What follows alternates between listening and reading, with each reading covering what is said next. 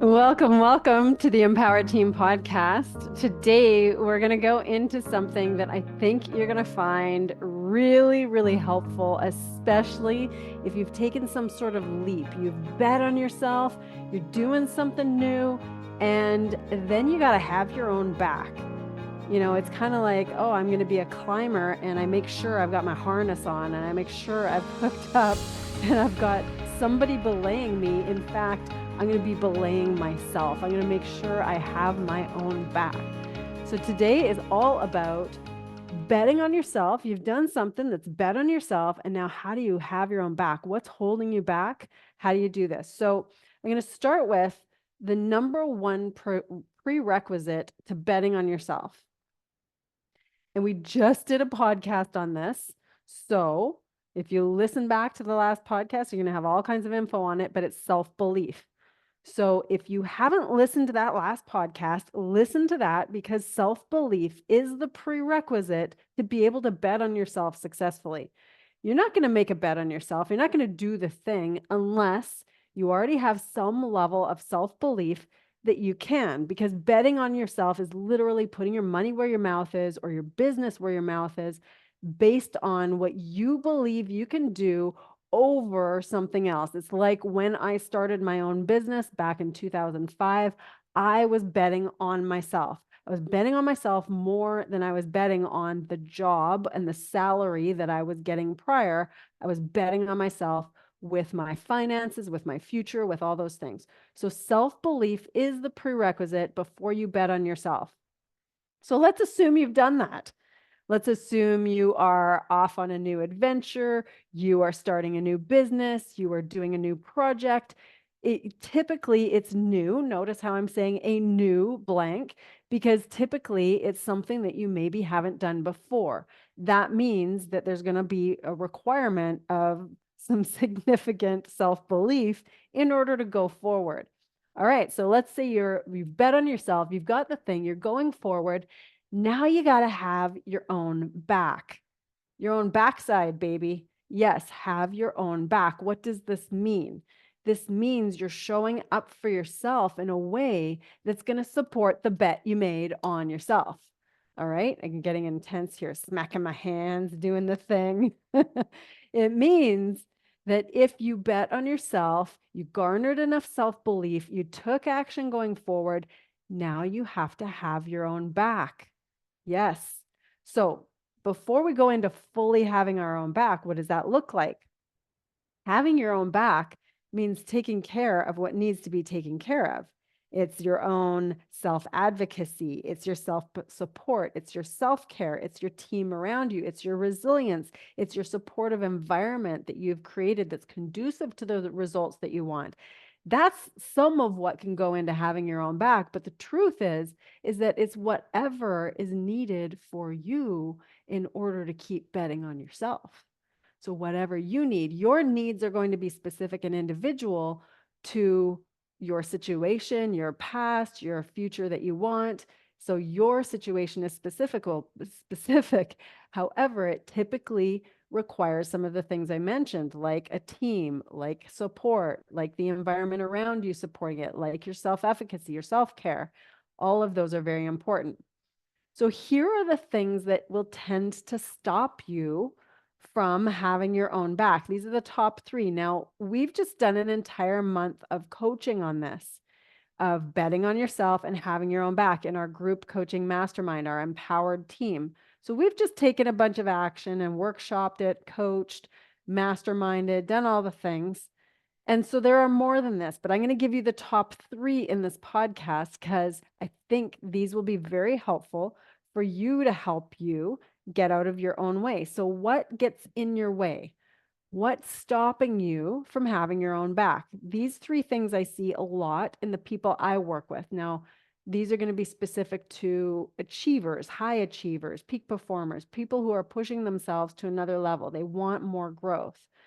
So what often gets in their way is, number 1, perfectionism, or a fear of failure. Ouch. Does that sound familiar for you? Because it's familiar for a lot of us. Perfectionism or fear of failure. So what does that look like? Perfectionists fear making mistakes or appearing weak. They don't like that. They want things to be just right. They want to look good. They want things to be perfect in what they've done. So they do not like looking weak or failing. But what happens is this fear can prevent them from seeking help or even investing in their own growth because they view some of these actions as potentially weaknesses or inadequacies. It's an admission of inadequacy to ask for help. Well, we know that's not true, but when you're in that perfectionist behavior, which I've been in, I've seen lots of people in it, when that happens, what's happening is that we perceive that asking for help, getting support is showing that we're weak. So if strength is one of your high level values, if strength is one of your high level skills, then chances are you don't like the antithesis of that. You don't like feeling weak or appearing weak or being weak.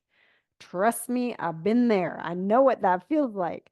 So then there's this perception, false perception, that asking for help, asking for support is this admission of being inadequate. We don't want that. So this very thing is what gets in our own way of having our own back. If you've just bet on yourself, chances are you're not going to be proficient at a few things because it's probably new. Chances are you're going to be on a steep learning curve. Chances are you're going to be making mistakes. So trust me, been there. You need help. You need to ask for help. You need the support system. You need the team around you. You need help.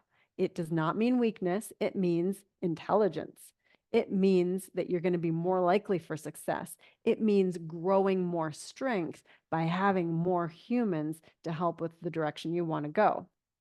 So number one of the things that hold us back, gets in our way from having our own back, really we're getting in our own way here, is perfectionism, this level of perfectionism tied with fear of failure. Number two, this one hurts. It hurts. Overwhelm and burnout. Ooh, yeah. So those of us who are trying something new, chances are we're going to feel overwhelmed because we're not used to the things that are necessary to do this new thing. If we've bet on ourselves and we're going forward, we're likely navigating some things we haven't seen before. Just because it's new, our human brain typically will find some level of overwhelm. If we stay in overwhelm for too long, where we have this feeling of too much coming at us, we're very susceptible to burnout. So this is likely in a high pressure environment. So this is where individuals may focus solely on survival, meeting the immediate demands of whatever the situation is, work, family, whatever the new endeavor is, without the bandwidth to consider our own well-being. This leads to us neglecting our own needs. Ouch. Yes, that's right. Here we are again, getting in our own way of not having our own backs. So we want to have our own backs. So what we need to do is take care of our own needs so that we're not putting ourselves into a situation of severe overwhelm or burnout. So that's number two.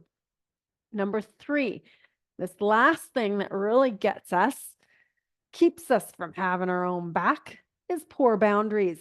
Ouch. Keep saying ouch because every time I say it, I'm like, oh, that's me. I did that. Learn the hard way, everyone. You get to learn on this podcast about my falling on my face moments and my mistakes and my failures and all those things, because really this whole endeavor is me learning and teaching others how not to do where I've made these mistakes. All right, poor boundaries. This one. The thing about boundaries is it's not an ultimatum. It's not having someone else, if you do that, I'm going to do this. No, or if you do that, then you're going to have to do this. It's more about what I will do. It's if I'm in this situation, then I will draw a line in the sand. Now, there's no such thing as boundaries. There's not a picket fence, there's not a wall, there's none of those things. It's simply us creating an imaginary space for ourselves. Okay? Think of a boundary like that. I'm creating an imaginary space for myself. And in this imaginary space, it's going to look like if this happens, it could be someone else's action, it could be something in the business. If this thing happens, then I am going to do this for myself.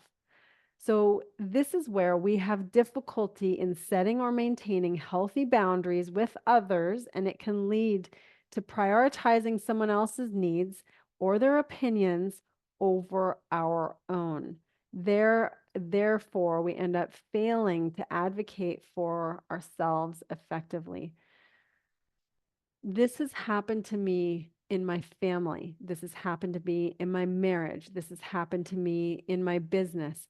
This has happened to me with clients. And it's not happening to me. It's something that I allowed by not making sure that my own needs were just as important as the other person's needs.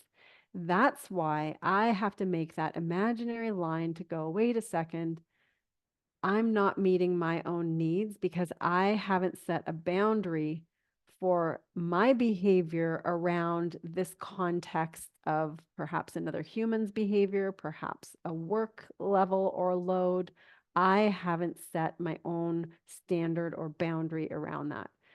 So, this one is very, very important to understand that you're not making someone else do something, you are advocating for yourself in the same level of worth, in the same level of value as you would anyone else.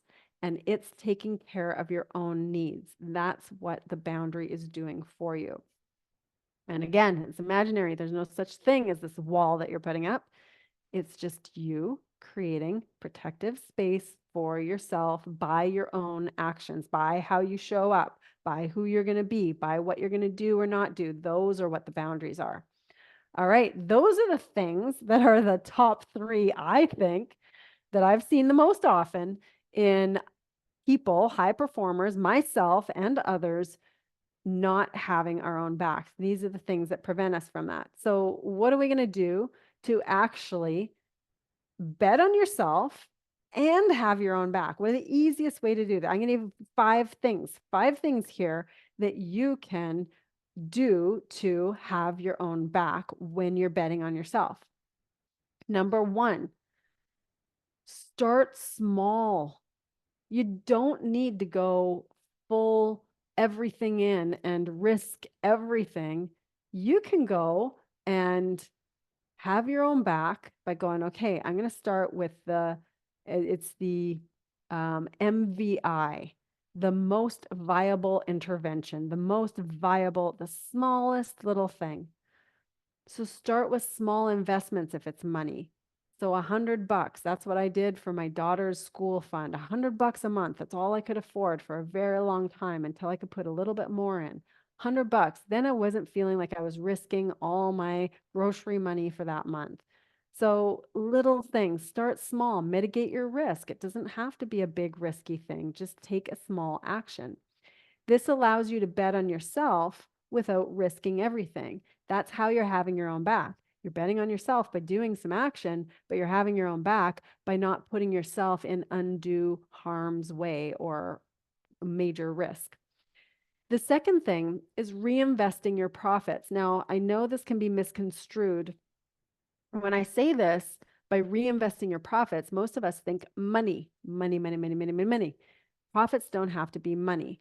Profits can be your extra time, your extra energy, your extra ideas. That can be your profits as well. Because if you've put something in and you've created something, and the creation, the value you're getting back could be in money.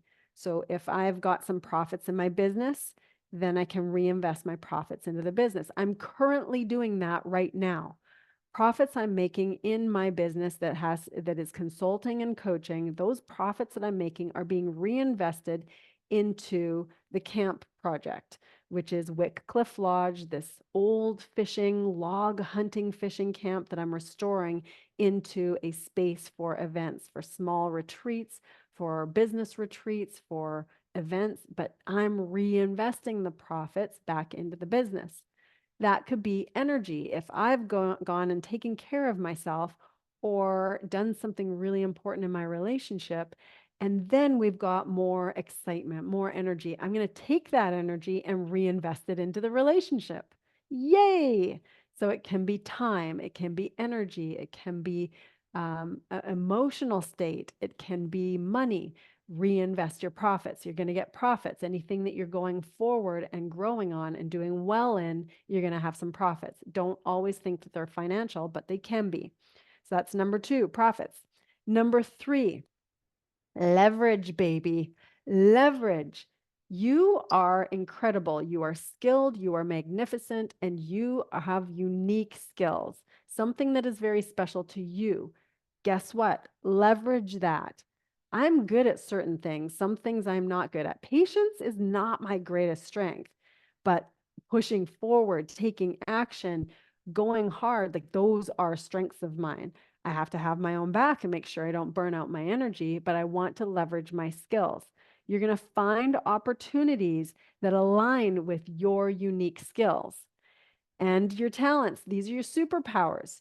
So use your superpowers when you're betting on yourself. This is important because it means that you're walking away from conventional paths in order to go in a direction that's more conducive and more unique to you and your superpowers. So leverage that. You might be really outgoing. You're not belonging in a quiet desk cubicle if you're really outgoing. Leverage your skills. Put yourself in front of the camera, in front of an audience. You might be really skilled at working with your hands. Make sure that you're doing something that leverages your skills. All right, that's number 3. Number 4, accept a short-term plan. If a 10-year plan might have been appropriate 20 years ago. Now, with technology, with AI, with our fast-moving society, a 10-year plan is really hard to have accurate. A 5-year plan is very hard to have accurate. Strategic plans, I end up being involved in, helping with, or privy to many strategic plans within businesses. And when I am, what I'm noticing now is that it's harder and harder to have a longer term plan. Back in my days that were before my business or before working with other businesses, in the Olympic level, we worked in quadrennials, 4-year cycles going from one Olympics to the next Olympics. However, even a 4-year business plan at this point likely has massive amounts of change and shift. So there has to be ability to pivot. So if you're going to bet on yourself and have your own back, part of that is going to involve short-term sacrifices for the now. Your short-term sacrifice might mean that you're not spending as much time on pickleball. You might not be watching as much Netflix. You might be not traveling as much because you're focused on the thing that has to be done now. If you're in massive action of betting on yourself, your short-term plan is going to be very focused. When you've made some headway in this short-term plan, then it's going to be easier for you to make a 1-year or a 2-year plan. But until you've really pushed hard on this short-term plan, that is going to be hard to have a longer, accurate view. But the having your own back part of this is actually saying no to some other things in this short-term plan.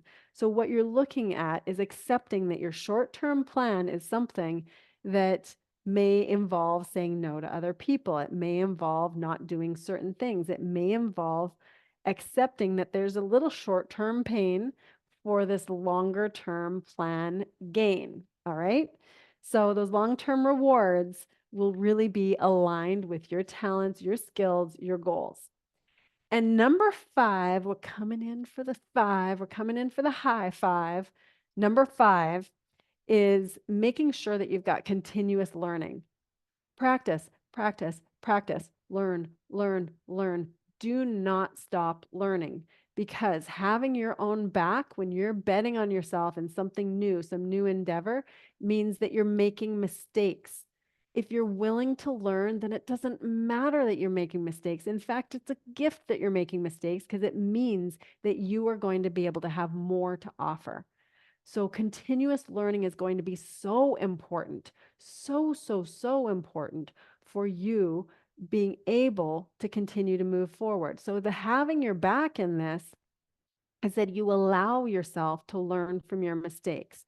You allow yourself to see where things went wrong and that it's okay. Give yourself permission to attempt and fail, attempt and fail. That's the thing. Continuous learning, attempt and fail, get that valuable lesson.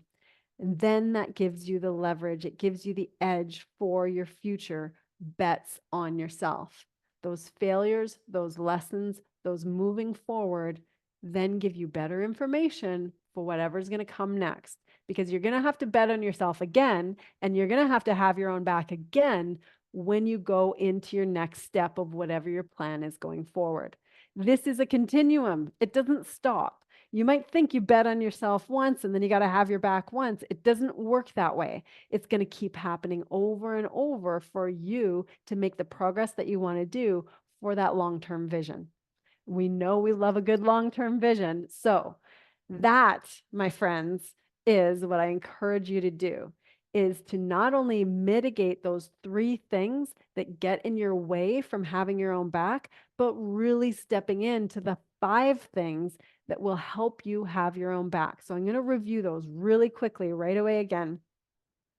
Number 1 is in prevent it that you want to make sure you're not doing is the perfectionism or the fear of failure. These are the things that prevent you from having your own back. Number 2 is the overwhelm and burnout. And number 3 is the poor boundaries. These are the things that are most likely to prevent you from having your own back when you've bet on yourself. And then the ways that you can have your own back most effectively is number 1, start small, mitigating the risk. Just take small steps without a ton of risk. Number 2, reinvest your profits. Remember, those profits are not just money. They are energy, they are time, they are other resources that you've garnered from doing the work. Number 3, leverage your unique skills. You have superpowers. You are amazing. You have something to offer that's different than other people. So leverage that. Make sure you're putting your uniqueness out there. Number 4, accept the short-term plan. Accept the pain that's going to come with the short-term plan. The pain in that short-term portion is going to help you have what you want for that long-term plan. And number 5, continuous learning. Make sure you keep learning from those mistakes. Make the attempts, make the fails, make the attempts, make the successes. Learn from those failures and successes. That's going to help you keep going forward. All right. So here's to betting on yourself and having your own back. That's what this is all about. I hope it has served you. If it has, please share with somebody who needs to hear this. Spread more positivity, spread more empowerment around you so that people can keep going towards whatever lights them up and helps those around them. Keep going. We could use your 5-star rating. It helps this podcast get out there. If you loved it, then pop us a rating. I hope you have a wonderful rest of your day. Keep going this week. You've got this.